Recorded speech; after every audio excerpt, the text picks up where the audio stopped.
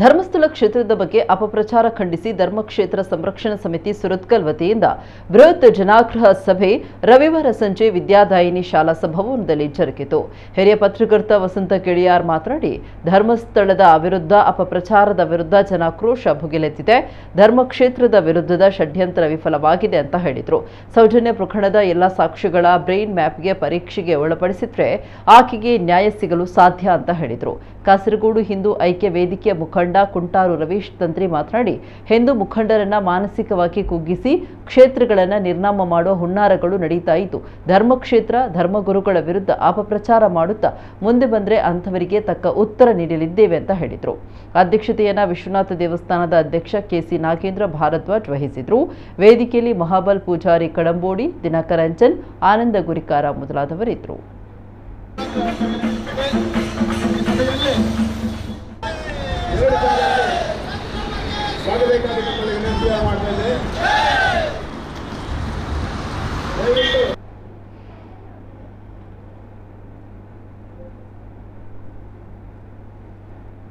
ನಮ್ಮ ಹಿಂದೂ ಧರ್ಮದ ನಮ್ಮ ಶ್ರದ್ಧಾ ಕೇಂದ್ರದ ಮೇಲೆ ಸುಳ್ಳು ಸುಳ್ಳು ಕಥೆಗಳನ್ನು AI ವಿಡಿಯೋ ಮಾಡಿ ಬಿಡ್ತಾನೆ.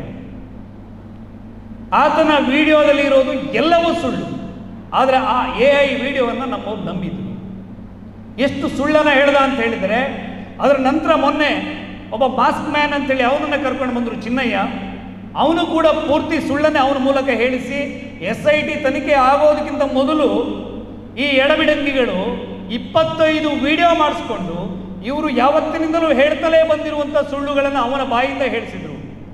ರಾತ್ರಿ ಅವನ ಹಣೆಗೆ ರಿವಾಲ್ವರನ್ನು ಇಟ್ಟಿದ್ದಾರೆ ಅಂತೇಳಿ ಅವನು SIT ಮುಂದೆ ಹೇಳ್ಕೊಂಡಿದ್ದಾನೆ. ಆದರೆ ಅಣ್ಣಪ್ಪನ ಪವಾಡವೋ ಕ್ಷೇತ್ರದ ಶಕ್ತಿಯೋ ಗೊತ್ತಿಲ್ಲ. ಅವರ ಎಲ್ಲ ಷಡ್ಯಂತ್ರಗಳು ಕೂಡ ಛಿದ್ರ ಆಗಿ ಹೋಗಿದೆ.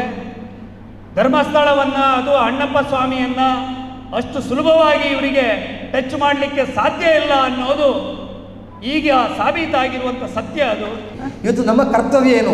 ನಮ್ಮ ದೇವಾಲಯಗಳು ಉಳಿಬೇಕು, ನಮ್ಮ ಮಂದಿರಗಳು ಉಳಿಬೇಕು, ನಮ್ಮ ಸಂಪ್ರದಾಯಗಳು ಉಳಿಬೇಕು, ನಮ್ಮ ಸಂಸ್ಕಾರಗಳು ಉಳಿಬೇಕು, ನಮ್ಮ ಧರ್ಮಗುರುಗಳು ಉಳಿಬೇಕು, ನಮ್ಮ ಧರ್ಮಗುರುಗಳು ಮಾಡ್ತಾ ಇರುವಂಥ ಸೇವೆ ಮುಂದುವರಿಬೇಕು.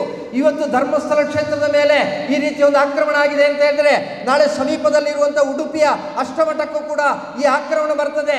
ನಮ್ಮ ಸಮೀಪದಲ್ಲಿರುವಂಥ ಕಟೀಲು ಕ್ಷೇತ್ರಕ್ಕೂ ಕೂಡ ಈ ಆಕ್ರಮಣ ಬರ್ತದೆ.